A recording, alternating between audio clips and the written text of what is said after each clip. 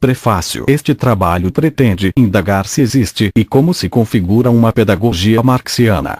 E, como os dois termos dessa expressão podem exigir um esclarecimento, é preciso dizer logo, no que concerne ao adjetivo, que realmente se quer dizer marxiana, isto é, inerente ao pensamento de Karl Marx, excluindo-se, portanto, deste estudo a pedagogia marxista, como se tem configurado nos países socialistas, nos quais mais de um terço das pessoas têm sido educadas em instituições e segundo princípios que assim se costumam definir. Quanto ao que se deva entender por pedagogia, o tema sempre pode ser discutido, e tanto mais, embora não exclusivamente, em relação àquele adjetivo, se é verdade que ainda hoje alguns autores se sentem obrigados a iniciar seus tratados pela discussão sobre se a educação é uma arte ou uma ciência, se a pedagogia em geral deva ser uma filosofia da educação, e quais relações esta deva ter com outras ciências, como a psicologia, a sociologia, a biologia, que é o que faz, por exemplo, René Alberti em seu Tratado de Pedagogia, traduzido para o italiano pelas edições Armando, Roma, 1963.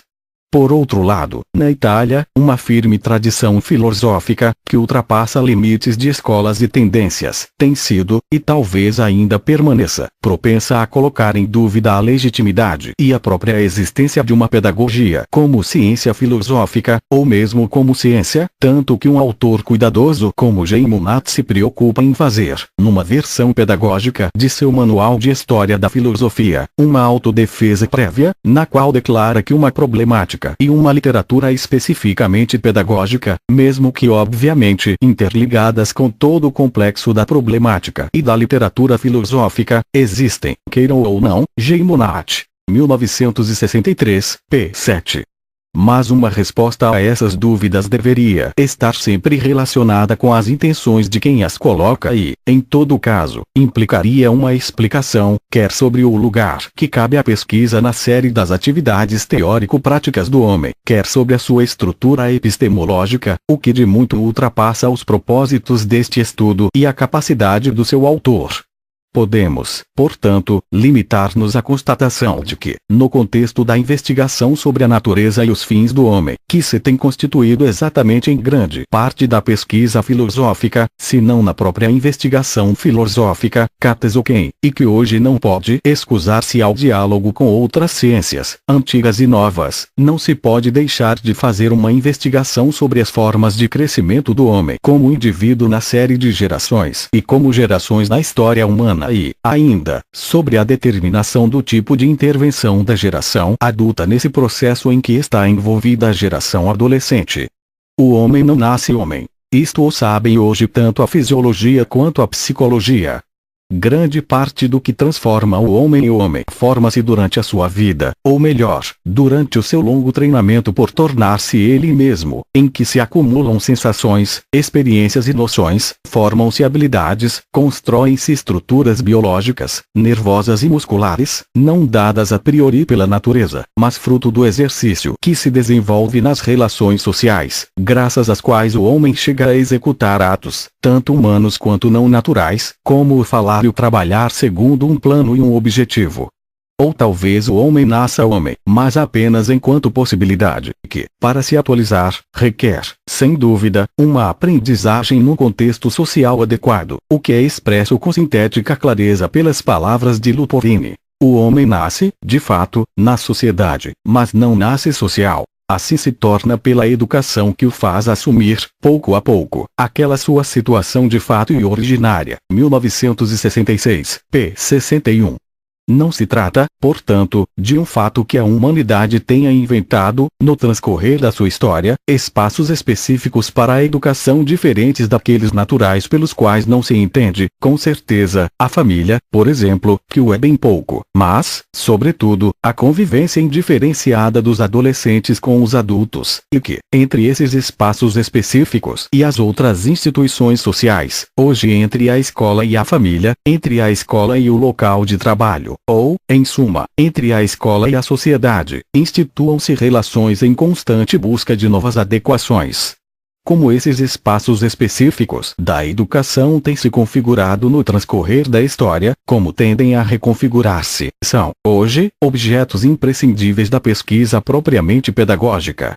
E parece que o primeiro pressuposto de toda pesquisa deste tipo não pode deixar de ser, exatamente, a constatação da historicidade, portanto, da inevitável transitoriedade de toda formação existente, e também da sua arbitrariedade em relação à racionalidade humana, na medida em que nenhum resultado orgânico da sua história foi, até agora, desejado e planejado pelo homem. Não há, portanto, motivo racional para considerarmos-nos satisfeitos em qualquer relação social existente. Deveríamos, antes, estar inclinados a percebê-la, ainda que iluministicamente, como casual e arbitrária. E, mesmo quando tomássemos conhecimento das razões históricas que a determinaram, tanto mais deveríamos sentir a exigência de que cessasse de existir. Se não por outro motivo, pelo fato de que, tendo começado a existir e existindo, amadureceram-se as razões para que não mais existisse. Falta, sobretudo, parece, qualquer motivo para considerar naturais as instituições ou estruturas educativas que a história nos transmitiu, cristalizadas na atual forma da escola. Na realidade, a estrutura escola não é natural e nem mesmo histórica, no sentido imediato e total em que o são as estruturas produtivas da sociedade. A fábrica moderna é, em si, racional e um resultado puro da história dos homens. É a sua imediata produção de vida, a sua sociedade imediata, que ninguém nada condicionou arbitrariamente. Num certo sentido, criou-se por si, ou melhor, o homem não a poderia criar de modo diverso.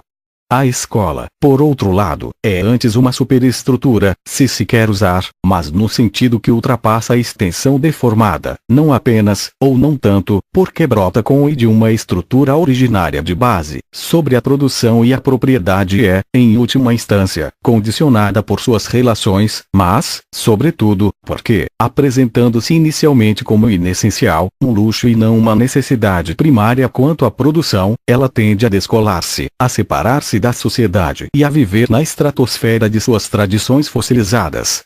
O autor cria o termo concresce para expressar a ideia de crescer junto, nota do tradutor.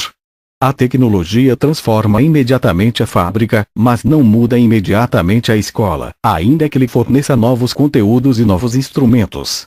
Assim, enquanto a fábrica de hoje, não obstante a inalterabilidade de certos processos naturais de trabalho, de que já falava Marx, não pode assemelhar-se senão a si mesma e à sociedade de que faz parte, de fato, a nossa estrutura educativa, a nossa escola de hoje, assemelha-se talvez mais à escola do mundo helenístico romano, ou, no máximo, para não se remontar muito às origens, mas como é verdadeiro e real. Aquela dos humanistas ou dos jesuítas, e está escassamente articulada à sociedade em que atua. No entanto, por hábito, tende-se a se considerar que a nossa escola seja mais ou menos coessencial à nossa sociedade, e que os fenômenos inegáveis do alinhamento daquela em relação a esta sejam simples acidentes, que poderão ser corrigidos mantendo-se intactas as suas estruturas tradicionais. Não se quer, por certo, levantar aqui a hipótese de uma nova teoria da morte da escola, que surgiu, e não poderia ter deixado de surgir, no momento eversivo da primeira revolução socialista. Pelo contrário, é evidente que a crescente autonomia do processo educativo exige estruturas cada vez mais específicas e adequadas. Mas, talvez se possa e se deva falar da morte desta escola. Ela, de fato, sobrevive em grande parte a si mesma e aos seus próprios objetivos de tempos passados, e nossa investigação não pode deixar de exercer-se sobre ela, pelo menos, como crítica que existe. Essa referência a uma consideração iluminista sugere, por outro lado, que, como os iluministas, nós hoje também estejamos numa fase de confronto direto com instituições sociais diversas, algumas primitivas, outras de refinadíssimas tradições, mas menos dinâmicas que as nossas nos últimos séculos, um piscar de olhos, quando comparado com a duração da história dos homens. Uma comparação que, se não é sempre puro choque e destruição, como nas épocas antigas, quando substancialmente fundavam-se sobre a guerra, é todavia tal que, nela, os povos já desenvolvidos propõem e impõem suas estruturas e instituições, inclusive educativas, aos povos em via de desenvolvimento. Uma comparação que nos faz retornar a uma situação em parte semelhante àquela do homem europeu dos séculos XVII perante o bom selvagem.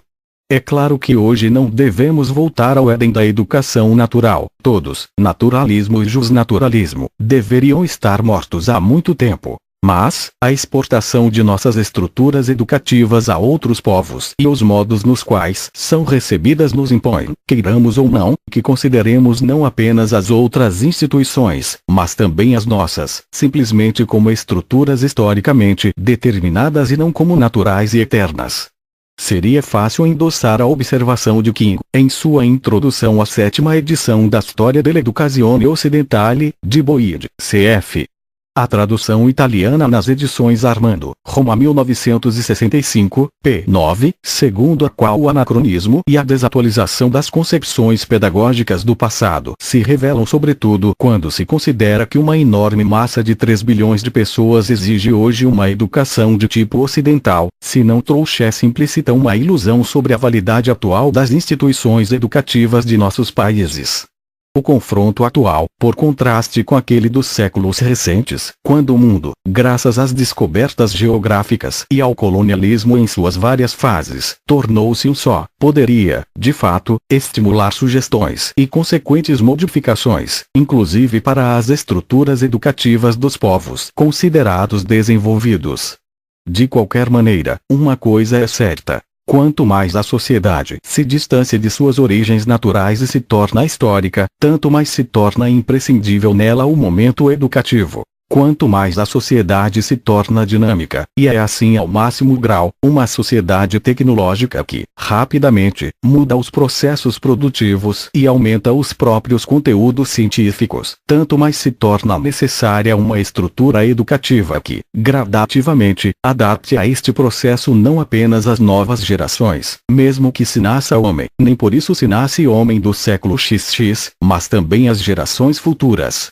Cada vez mais, portanto, aquela instrução que, originariamente, não é uma necessidade primária, mas um luxo inessencial, torna-se uma necessidade indispensável para a produção da vida. Efetivamente, mesmo a simples manutenção da sociedade atual, o que, considerado seu dinamismo, é uma hipótese meramente formal, exigiria uma ampla participação de homens técnica e culturalmente capacitados para o controle e promoção das suas atividades. Mas a instabilidade tecnológica, as novas técnicas de que todos falam, cibernética, automação etc., a inevitável necessidade de estabelecer previsões planejadas, exigem muito mais do que uma escola ou uma aprendizagem tradicionais. Enquanto a evolução das técnicas produtivas era lenta, e sua elaboração a níveis ótimos, após durar séculos e milênios, tende a posteriormente a cristalizar-se, bastava, para transmiti-la, a rotina do treinamento no próprio ofício. Ao produtor individual bastava, em sua vida natural, reproduzir e retransmitir uma técnica adquirida. Por outro lado, a sociedade podia permitir-se o luxo inessencial de educar seus intelectuais mais como consumidores do que como produtores da cultura. A ciência estava substancialmente separada da produção, ou melhor, cada ramo da produção, limitado a si mesmo, dispunha da sua pequena ciência operativa e, além dessas tarefas imediatas, a ciência em geral apresentava-se como busca desinteressada da pura verdade, como compreensão da natureza enquanto imutável dado de contemplação. Do mesmo modo, a escola podia apresentar-se como local de aprendizagem da técnica cultural que permitisse essa contemplação e o diálogo dos doutos. Educava justamente mais para fruir do que para produzir bens culturais. Mas, agora, esse objetivo desinteressado da antiga pesquisa científica perdeu sua razão de ser. A ciência nada mais é que o meio de intervenção humana para transformar a natureza e a sociedade. Como afirmava Bognar no Simpósio de Trabalhadores da Ciência, de Budapeste, em 1965, a ciência se destina a elaborar a estratégia da ação humana, ela visa o futuro. Não apenas a compreensão do que é, mas a previsão do que será, ou melhor, do que será realizado pelo homem, torna-se uma de suas tarefas essenciais. Não é por acaso que, também na literatura, os sonhos e aspirações dos homens, que no passado se configuravam como profecia ou mito, a expressão futurista de Dédalo, hoje se consubstanciam como ficção científica, que é a verdadeira e específica mitologia da era tecnológica. A ciência está articulada a modos de produção ilimitados, cada vez mais extensos e tendencialmente universais. Na realidade, é ciência fundamental e pesquisa pura, mas é também e sobretudo, pelo menos como tendência, ciência operativa, aplicada. De ciência para conhecer, tornou-se ciência para atuar. De ciência para classificar, tornou-se ciência para modificar e criar, mas numa escala inaudita. Bernoulli, no simpósio de Budapeste, referia-se a uma Big Science, a uma grande ciência do século XX, em contraste com a pequena ciência do século XIX. A eletrônica, os mecanismos de controle e automação, estes símbolos da idade dos computadores, as pesquisas aeroespaciais, a petroquímica e as matérias plásticas, com as correspondentes revoluções dos materiais, a bioquímica e suas aplicações na medicina e na agricultura. É todo um mundo novo de conhecimentos e de disponibilidades para o homem, uma nova necessidade de especializações e, ao mesmo tempo, uma nova necessidade de coordenação do saber, de uma nova articulação entre o conhecer e o fazer, que transforma a vida do homem e exige homens novos. Mas, se assim mudam a natureza e a finalidade da ciência, não pode deixar de mudar também a escola, isto é, o processo de formação desses novos homens. E, na realidade, mudam os seus conteúdos, mudam os seus próprios meios de uso cotidiano, desde os instrumentos imediatos de escrita aos tipos de textos e até as mais complicadas máquinas de ensinar, mas, com extrema lentidão, com irremediável atraso em relação às transformações da ciência e da tecnologia diretamente ligadas à produção e, sobretudo, incorporam-se os novos conteúdos e meios às velhas estruturas, às velhas relações. A escola ainda educa, ou melhor, está indecisa sobre se deve educar o produtor especializado ou o consumidor desinteressado da cultura. Em suma, as instituições educativas aparecem historicamente vinculadas, por sua inevitável inércia e por seu caráter de inessencialidade, a estruturas sociais superadas. E o que parecia luxo das elites privilegiadas torna-se, pela própria necessidade da sociedade em seu todo, uma exigência de massas, que abrange a totalidade da população. Além disso, o dinâmico desenvolvimento da sociedade atual tende, com sua rapidez, a acentuar a separação entre estruturas produtivas e estruturas educativas, embora intervenha com sua própria totalidade também nestas. Enfim, o mundo está todo envolvido no mesmo processo de desenvolvimento, que abrange e põe em brutal confronto as estruturas de civilizações diversas, unificando-as tendencialmente. Tudo isso, descrito de maneira esquemática, no próprio momento em que faz parecer mais velhas as estruturas educativas, põe inevitavelmente como questão vital a sua profunda renovação. Se consideramos o modo como a consciência pedagógica moderna tem se colocado frente à realidade das instituições educativas e as suas relações com a sociedade de que são parte e a qual fornecem seus produtos, podemos, de imediato, constatar que muito já evoluímos nos 2 séculos, isto é, nos séculos em que a sociedade tem, rapidamente, assumido sua forma odierna de sociedade tecnologicamente desenvolvida e em rápidas modificações. Em primeiro lugar, a pedagogia, e repetiremos, com Geimonat, queiram ou não, desenvolveu-se, conquistando seu lugar entre as ciências do homem. Em segundo lugar, ela realizou uma inegável revolução copernicana, que pode ser considerada em alguns pontos essenciais. Primeiro, deixa de considerar como seu objeto apenas a educação de restritas elites privilegiadas e passa a abranger a totalidade dos homens e infiere. Segundo, nesta perspectiva, renovou profundamente os conteúdos de formação do homem moderno, dando amplo espaço às artes reais ao lado das ceremoniais e assumindo, em seu próprio âmbito, a aprendizagem das técnicas antes relegadas ao nível de simples treinamento.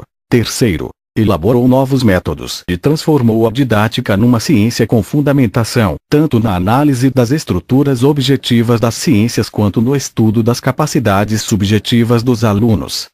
Mas, acima de tudo, a velha pedagogia fundamentada no determinismo social contrapôs uma pedagogia centralizada na criança. A primeira educava cada um para ser tal como o ambiente em que nascera, predeterminava e comportava currículos diversos para cada condição social, do mesmo modo como eram diversos os seus direitos. A segunda requer a cada um tornar-se si mesmo e se apoia nas motivações, mais do que nos dados objetivos e predeterminados de um saber imutável ser transmitido, e considera potencialmente cada indivíduo como sujeito de todos os direitos e de todas as possibilidades educativas. Mas não é por acaso que, apesar de essa revolução pedagógica, contradições e conservadorismos atrasam o seu desenvolvimento real. Nos países socialistas, acompanhando as pegadas de Marx, e também ali não sem incertezas e contradições, uma nova proposta pedagógica busca firmar-se com resultados reais.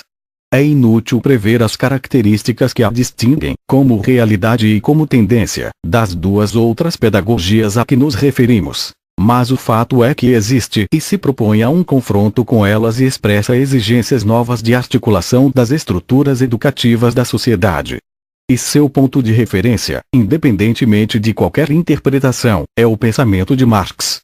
Se isso é verdadeiro, será sem dúvida estimulante considerar esses problemas por meio de uma releitura dos textos marxianos, em que a temática pedagógica é, de fato, tratada de maneira ocasional em seus aspectos específicos, mas que, acima de tudo, está colocada organicamente no contexto de uma crítica rigorosa das relações sociais. Tomou-se cuidado de realizá-la como uma leitura atenta dos textos originais, desembaraçando-se de quanto fosse alheio a ela e do que se houvesse sedimentado como estereótipos ao longo de um século de adesões e de controvérsias. Dessa leitura, já fornecemos documentação que abrange os textos de Marx, os de Engels e os de Lenin, bem como das sucessivas experiências pedagógicas dos países socialistas. Está publicada nos 3 volumes de Il Marxismo e l'Educazione, editados entre 1964 e 1966 por Armando, Roma, e constitui a base permanente deste livro. É o leitor que dirá se, apesar das lacunas e dúvidas, conseguimos realizar obra útil, pelo menos para permitir futuras discussões. Roma, 26 de dezembro de 1966.